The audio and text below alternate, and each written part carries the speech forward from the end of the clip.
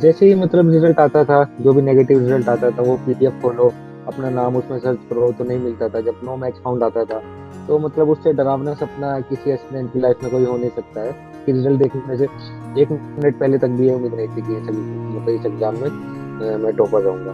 तो इस चीज से हम परीक्षा के पैटर्न को एनालाइज कर सकते हैं, और अगर परीक्षा के पैटर्न को एनालाइज नहीं करेंगे मतलब तो हमें रास्ता ही नहीं दिखेगा। जो पैटर्न है, जो ट्रेंड है, उसके अकॉर्डिंग क्वेश्चंस आते हैं तो वो क्वेश्चंस रिपीट भी होते हैं। तो आप घर बैठे भी इस एग्जाम को क्लियर कर सकते हैं। क्या जिस तरीके से बात की जाती है कि वहां पे बड़े अजीब अजीब से सवाल पूछे जाते हैं, क्या वैसे ही इंटरव्यू रहता है या कुछ अलग? तो उनकी स्ट्रेटजी से मैंने देखा कि मैं अपने अकॉर्डिंग क्या स्ट्रेटजी अपनी अपना सकता हूँ, कि क्या मेरी कैपेसिटी है, क्या मेरा इंटेलेक्ट है।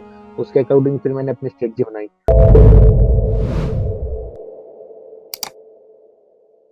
स्वागत है आपका इंडियन मास्टरमाइंड्स में। मैं हूं अयोध्या। गिरते हैं सहसवार ही मैदानी जंग में, वो तिफल क्या गिरे जो घुटनों के बल चले। कुछ ऐसी ही कहानी है यूपी पीसीएस 2023 के टॉपर सिद्धार्थ गुप्ता की, जिनके स्वभाव में था कभी हार न मानना। मेंस और इंटरव्यू तक पहुंचने के बावजूद वो 3 बार यूपीएससी में फेल हुए, लेकिन उसके बाद वो नायब तहसीलदार बने और अब इस साल उन्होंने रैंक 1 हासिल करते हुए पूरे राज्य में टॉप किया है। अब वो एसडीएम बनेंगे। सिद्धार्थ, स्वागत है आपका। बहुत बहुत धन्यवाद सर। आपका बहुत बहुत आभार मुझे अपने चैनल पर आमंत्रित करने के लिए। जी जी। सिद्धार्थ, आपने आपकी बार यूपी पीसीएस में टॉप किया है और इससे पहले आप 2021 तक 3 बार यूपीएससी में फेल हुए। काफी डिसअपॉइंटिंग रहा होगा, लेकिन उसके बाद फिर आपने स्टेट सिविल देना शुरू किया और पहली बार में ही आप नायब तहसीलदार बने। फिर अगली बार में आपने आपकी बार यूपी पीसीएस में टॉप किया। किस तरीके की ये जर्नी रही, आप इसको किस तरह से डिफाइन करेंगे?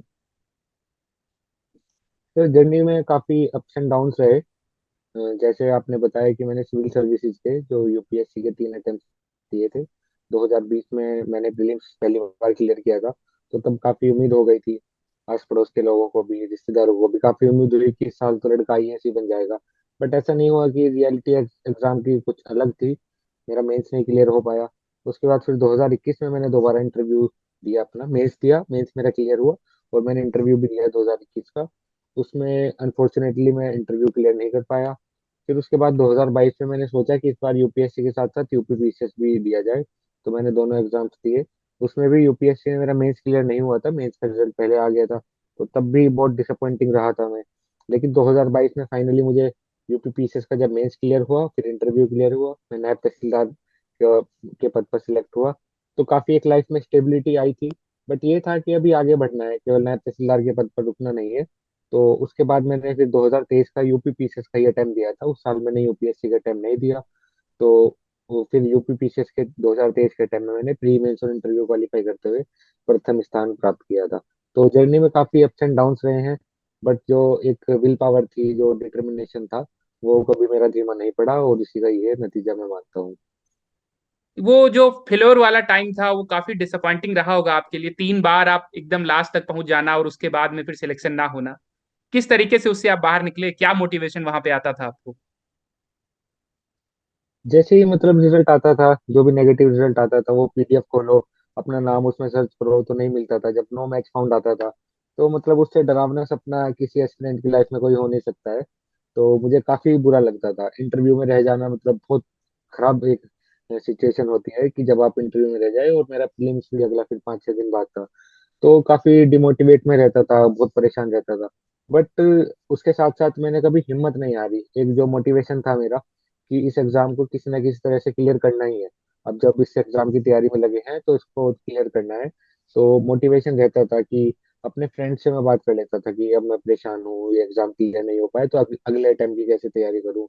तो फ्रेंड से, फैमिली से, इनसे हेल्प लेता था। जो मोटिवेशन है, थोड़ी थोड़ी कुछ कोई अच्छी मूवीज लगती थी, कुछ अच्छी बायोग्राफी है, जैसे एपीजे अब्दुल कलाम सर की बायोग्राफी मैंने पढ़ी थी एक बार, जब शायद 2021 के इंटरव्यू के बाद। तो ऐसी चीजों से मैं इंस्पायर हो जाता था कि फेलियर्स के बाद भी मतलब सक्सेस मिलती है। जैसे doctor APJ Abdul Kalam sir को भी एयरफोर्स से रिजेक्ट किया गया था, लेकिन उसके बाद भी उन्होंने हिम्मत नहीं हारी। तो उसी की तरह मैंने भी मतलब उनसे इंस्पायर होकर अपनी जर्नी को कंटिन्यू रखा था। जी जी जी जी जी। नौकरी करते हुए पढ़ाई करना कितना आपके लिए मुश्किल रहा, क्योंकि आप नायब तहसीलदार थे और उसके साथ ही में आपने टॉप किया है आपकी बार। तो ये आप इसको जो है किस तरीके से देखते हैं, आपके लिए ये जो है किस तरीके से था? नौकरी करते हुए थोड़ा डिफिकल्ट तो रहता है, आपके पास टाइम की कमी रहती है और एक नौकरी का प्रेशर भी रहता है, वो मेंटल प्रेशर रहता है। तो आप फ्री माइंड से पढ़ नहीं पाते हैं। बट ये था कि जब नौकरी के साथ साथ टाइम कम मिलता था तो एफिशिएंसी मेरी बढ़ जाती थी। तो क्योंकि पता था कि आज दिन में 5 घंटे ही हैं या 4 घंटे ही हैं, तो उन 4 घंटे में पूरे दिन का टारगेट कंप्लीट करना है। तो एफिशिएंसी काफी बढ़ जाती थी, तो उस तरह से मैंने यूज किया। और बाकी जो मेंस था, मेरा मेंस के टाइम पर मैं ट्रेनिंग में था, तो ट्रेनिंग में ठीक ठाक टाइम मिल जाता था, तो उसमें मैंने पढ़ाई की। और इंटरव्यू के टाइम पर तो ज्यादा पढ़ना नहीं होता है, तो इंटरव्यू के टाइम पर मैंने और फील्ड एक्सपीरियंस थोड़ा लेना चाहा, तो वो मेरे इंटरव्यू में काम भी आया। बल्कि इंटरव्यू में मैं इस बार मॉक्स नहीं दे पाया था, बट जो मेरी तैयारी थी वो अपने फील्ड एक्सपीरियंस के बेसिस पर और न्यूज़पेपर एनालिसिस के बेसिस पर मैं इंटरव्यू भी दे आया था। अ, आप किस तरीके से टाइम मैनेज करते थे? आपने बताया कि जो है सिर्फ 4-5 घंटे आपको मिलते थे, तो लेकिन इतना सिलेबस ब्रॉड है यूपीपीसीएस का या किसी भी जो है सिविल सर्विसेज के एग्जाम का, तो इसको मैनेज कर आप जो है किस तरीके से करते थे? क्या आपका तरीका रहता था टाइम मैनेज करने का और नौकरी के साथ साथ में पढ़ाई करते रहने का? जैसे कि मैं पहले से तैयारी कर रहा था 3-4 साल से, तो बेसिक कंसेप्ट मेरे ऑलरेडी कवर्ड थे, उनको केवल रिवाइज ही करना था। तो टाइम तो उस तरह से मैनेज हो जाता था कि उन सब्जेक्ट में मुझको कम टाइम लगता था, केवल करंट अफेयर्स और वैल्यू एडिशन की चीजें मुझे करनी होती थी। और जैसे जब ट्रेनिंग पर था, तो क्लासेस के बीच में पढ़ लेता था थोड़ा, कि जब टीचर्स नहीं आए हैं उस टाइम पर पढ़ लिए। आने जाने का जो टाइम है उसको यूटिलाइज कर लिया। और जैसे ही फ्री टाइम मिलता था, शाम के टाइम पर फ्री टाइम थोड़ा होता था, तो तब पढ़ लेता था। और बाकी यूट्यूब की वीडियोस वगैरह के थ्रू मैं अपने कंसेप्ट देखता रहता था कि क्या न्यूज़ में चल रहा है, क्या क्या चीजें हैं। तो टाइम वेस्ट कम करता था और मतलब ज्यादा पढ़ाई पर फोकस कर सकता था, क्योंकि उस टाइम मेंस का टाइम था। अच्छा, आप हमेशा से बचपन से इतने जो है ब्रिलियंट थे, मेधावी थे, या फिर बाद में जो है आपने जो है फिर उसके बाद आपको लगा कि हाँ मतलब कि आप अब आपको सिविल सर्विसेज में जाना चाहिए या इसका एहसास हुआ? नहीं, बचपन से तो काफी मैं एवरेज स्टूडेंट ही रहा था। 8 9 क्लास तक मेरे मतलब मार्क्स भी ठीक ठाक ही आते थे। काइंड ऑफ अच्छा। मैं स्कूल में भी बहुत मतलब बैक बेंचर टाइप का स्टूडेंट था। जी जी। तो लेकिन 10th क्लास के बाद से मैंने मतलब अपनी पढ़ाई पर ज्यादा ध्यान फोकस किया। 10th में मेरे 95% आए थे, जो 10 सीजीपीए आया था। और जी 12th जी। में भी मैं जिला टॉपर था अपने आप। उसके बाद ग्रेजुएशन में भी मेरा स्कोर ठीक ठाक रहता था, मतलब सारे सब्जेक्ट्स में। तो उसके बाद से पढ़ना स्टार्ट किया। बट हाँ, स्कूल में काफी मस्ती की है, मौज मस्ती की है, तो एवरेज टाइप का स्टूडेंट था इतना। ऐसा नहीं था कि एक स्कॉलर ही मतलब बिल्कुल भी स्टार्टिंग से रहा हूँ। उसके बाद भी आपने यूपीपी से टॉप किया, कभी सोचा था आपने कि आप एक बार इस किसी एग्जाम को जो है स्टेट लेवल के एग्जाम को टॉप करेंगे? कभी ऐसा मन में आता था आपके? मतलब सपने तो रहते ही थे कि इस एग्जाम को टॉप कर देंगे, लेकिन ये सपने सबके ही होते हैं। तो हम्म। साकार मेरा हुआ है, तो मैं अपने आप को काफी लक्की मानता हूँ। हालांकि जब इस एग्जाम की प्रिपरेशन कर रहा था, तो एक रियलिटी थी कि मतलब इस एग्जाम में टॉप करना है तो क्या मतलब एसडीएम बनना भी बहुत डिफिकल्ट टास्क है। क्योंकि स्टेट लेवल का पूरे उत्तर प्रदेश के बच्चे इस एग्जाम को देते हैं, दूसरे स्टेट जी के जी जी। लोग भी इस एग्जाम को देते हैं। तो इस एग्जाम को क्लियर करने काफी डिफिकल्ट था। हालांकि टॉप मारने की तो मतलब एक सपना ही होता है। और इसकी कभी उम्मीद नहीं थी मुझे कि टॉप किसी दिन मैं इस एग्जाम को कर दूंगा, बल्कि रिजल्ट देखने से 1 मिनट पहले तक भी ये उम्मीद नहीं थी कि मतलब इस एग्जाम में मैं टॉपर रहूंगा। अच्छा अच्छा अच्छा। आ, आ, अच्छा, किसी परीक्षा के जो पैटर्न होता है किसी परीक्षा का, आपने जो है उसको भी काफी एनालाइज किया, आपने एक बार बताया था मुझे। तो जो है किसी परीक्षा के पैटर्न को समझना कितना मुश्किल होता है और कितना जरूरी है एग्जाम के लिए? परीक्षा के पैटर्न के लिए सबसे पहले जो आयोग हमको दो चीजें देता है, एक तो प्रीवियस ईयर पेपर देता है और दूसरा है सिलेबस। हम उसके अकॉर्डिंग ही परीक्षा के पैटर्न को एनालाइज कर सकते हैं कि क्या ट्रेंड्स चल रहे हैं। सबसे पहले हम सिलेबस को देखें कि सिलेबस में कौन कौन सी चीजें आयोग ने दी हुई है, तो उसके बारे में हम सोर्सेज निकालें कि किस सोर्स से हम इस चीजों को पढ़ सकते हैं। फिर उसके बाद हम प्रीवियस ईयर पेपर्स देखें कि आयोग मतलब उन सब्जेक्ट्स में भी उन टॉपिक्स पर कितने डेप्थ में पूछ रहा है, किस टॉपिक पर ज्यादा फोकस कर रहा है, और मतलब उस पर कैसे क्वेश्चंस आ रहे हैं। तो इस चीज से हम परीक्षा के पैटर्न को एनालाइज कर सकते हैं। और अगर परीक्षा के पैटर्न को एनालाइज नहीं करेंगे, मतलब तो हमें रास्ता ही नहीं दिखेगा। जब हम एक डायरेक्शन में मतलब डायरेक्शन लेस हम मूव करते रहेंगे बिना परीक्षा के पैटर्न को एनालाइज किए हुए, तो हम हार्ड वर्क भी करेंगे तो गलत डायरेक्शन हो जाएगा, उसको कोई नतीजा नहीं मिलेगा। तो Right. इसको इम्पोर्टेंस काफी है। और ये भी है कि जो पैटर्न है, जो ट्रेंड है, उसके अकॉर्डिंग क्वेश्चंस आते हैं, तो वो क्वेश्चंस रिपीट भी होते हैं। तो उससे काफी हेल्प मिलती है मतलब एग्जाम को क्लियर करने में। जी जी जी। तो आपके तैयारी का क्या तरीका था? आपकी प्रिपरेशन स्ट्रेटजी जो है वो क्या रहती थी? आप कैसे प्रिपेयर करते थे? यूपीपीसीएस के लिए आपने कैसे प्रिपेयर किया, या यूपीएससी के लिए जब आपने प्रिपरेशन शुरू की तो क्या किया? कुछ इसके बारे में अगर जब प्रिपरेशन मैंने स्टार्ट की की थी, तो उसके बारे में मतलब प्रिपरेशन के बारे में मुझे भी कोई आइडिया नहीं था। जी मैंने पहले कोचिंग ज्वाइन की थी। तो जी कोचिंग में जो टीचर्स बताते थे जिन सोर्सेज से पढ़ना है उसके अकॉर्डिंग मैंने पढ़ाई अपनी स्टार्ट की। फिर जो टॉपर्स थे, जैसे उस साल कनिष्क कटारिया सर थे, उनकी मैंने स्ट्रेटजी देखी। और जुनेद अहमद सर थे, उनकी स्ट्रेटजी देखी। तो उनकी स्ट्रेटजी से मैंने देखा कि मैं अपने अकॉर्डिंग क्या स्ट्रेटजी अपनी अपना सकता हूँ, कि क्या मेरी कैपेसिटी है, क्या मेरा इंटेलेक्ट है। उसके अकॉर्डिंग फिर मैंने अपनी स्ट्रेटजी बनाई। और फिर वही सिलेबस देखकर, प्रीवियस ईयर पेपर देखकर अपनी ट्रेंड को एनालाइज किया। और उसके बाद मैं अपनी तैयारी में अच्छे से जुड़ गया। एक मतलब टारगेटेड जो प्रिपरेशन थी मेरी, तब से वो स्टार्ट हो गई। जी जी जी जी। अगर आप तैयारी के टिप्स देना चाहें अगर जो है तो वो मतलब एक एस्पिरेंट्स के लिए क्या रहेंगे आपकी तरफ से? टिप्स मैं यही देना चाहूंगा कि मतलब पहले तो एग्जाम के पैटर्न को एनालाइज करें। और अपने आप से ऑनेस्ट रहे। मतलब आपको खुद को पता होता है कि आपकी तैयारी किस लेवल की है, कि कितने पानी में आप हो। आपको खुद ही पता रहता है। आपको किससे झूठ नहीं बोलना है, कि क्योंकि बहुत सारे एस्पिरेंट्स आजकल ये फैशन चल चुका है कि मतलब यूपीएससी की तैयारी कर रहे हैं तो पढ़ेंगे कुछ नहीं, और मतलब दीन दुनिया को दिखाएंगे कि हम तैयारी कर रहे हैं, आईएएस बनने वाले हैं। तो अपने आप से ऑनेस्ट रहें। और जो सोर्सेज हैं, अपने आप के सोर्सेज लिमिटेड रखें। जो एग्जाम की डिमांड है उसके अकॉर्डिंग अपने सोर्सेज रखें, और लिमिटेड सोर्सेज रखें। आपको बुक्स का चट्टा नहीं लगाना है अपने पास। और मतलब एक सब्जेक्ट में एक या दो बुक से ज्यादा बुक ना पढ़े। वैल्यू एडिशन के लिए एक बुक पढ़े। तो काफी मतलब आपको एक बुक को बहुत बार रिवाइज करना है। ऐसा नहीं है कि आपने 10 बुक को एक बार पढ़ लिया, एक बुक को 10 बार पढ़ना है। तो मल्टीपल रिवीजन करना है। टारगेटेड प्रिपरेशन रखनी है, और अपने आप से ऑनेस्ट रहना है। जी जी। कोचिंग का कितना रोल रहता है, आपको क्या लगता है कोचिंग जरूरी है, या कोचिंग के बिना भी अगर सेल्फ स्टडी की जाए तो भी बहुत आराम से ये परीक्षा निकाली जा सकती है, बस डेडिकेशन हो? आपको क्या लगता है?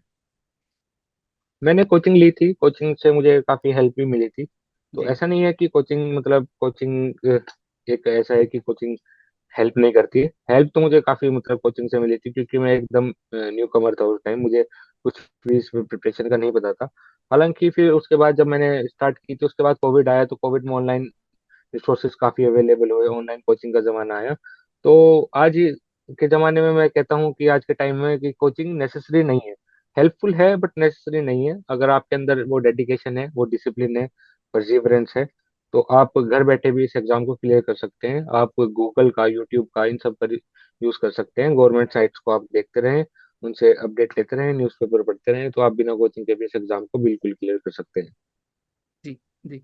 और आपके अगर इंटरव्यू को लेकर आपसे पूछा जाए तो कुछ बहुत इंटरेस्टिंग सा जो आपसे पूछा गया हो, आपको लगा हो कि हाँ बड़े ये बड़ा इंटरेस्टिंग सवाल था, और कुछ उसका एक्सपीरियंस बताएं किस तरीके का होता है, क्या जिस तरीके से बात की जाती है कि वहां पे बड़े अजीब अजीब से सवाल पूछे जाते हैं, क्या वैसे ही इंटरव्यू रहता है या कुछ अलग?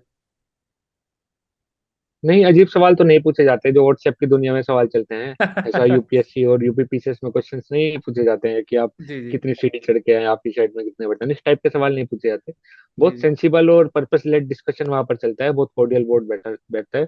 जैसे मैं अपने इंटरव्यू का एग्जांपल बताता हूँ। मेरा डॉक्टर सविता अग्रवाल मैम का इस बार बोर्ड आया था।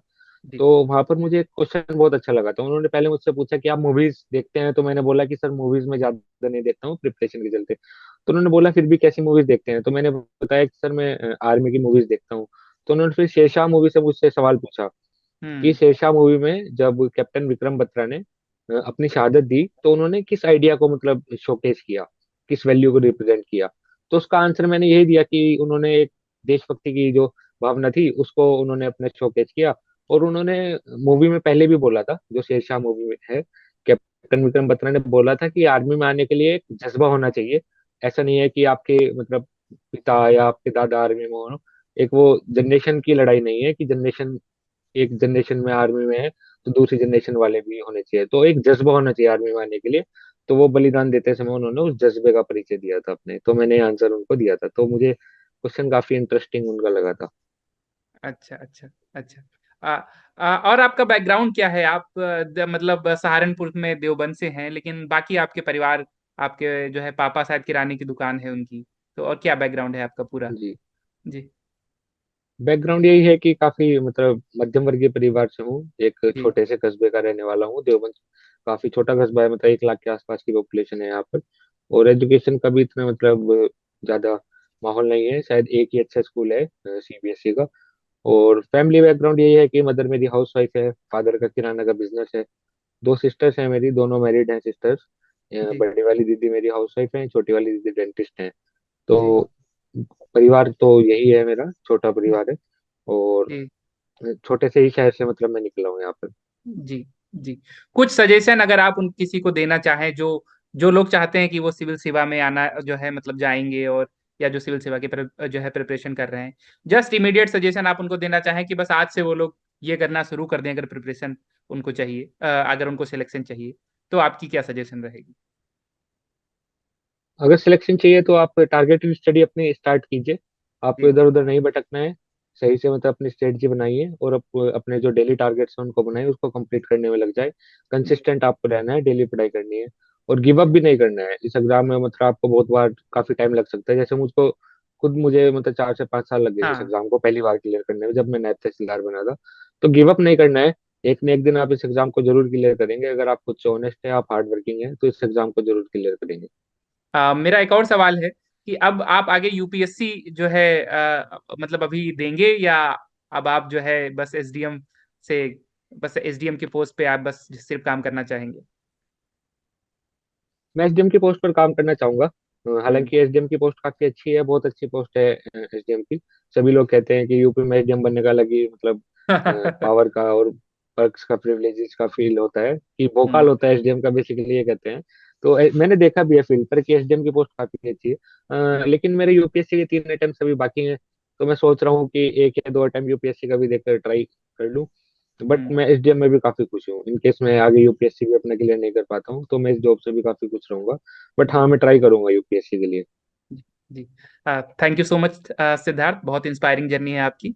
और हमें उम्मीद है कि कि आपके इस इंटरव्यू से लोगों को काफ़ी फायदा होगा, और खासकर जो लोग प्रिपरेशन करना चाहते हैं वो लोग काफ़ी कुछ सीखेंगे, और जिस तरीके से आपने बताया है शायद इससे वो जो है और आगे बढ़ने में उनको सफलता मिलेगी। Thank you so much.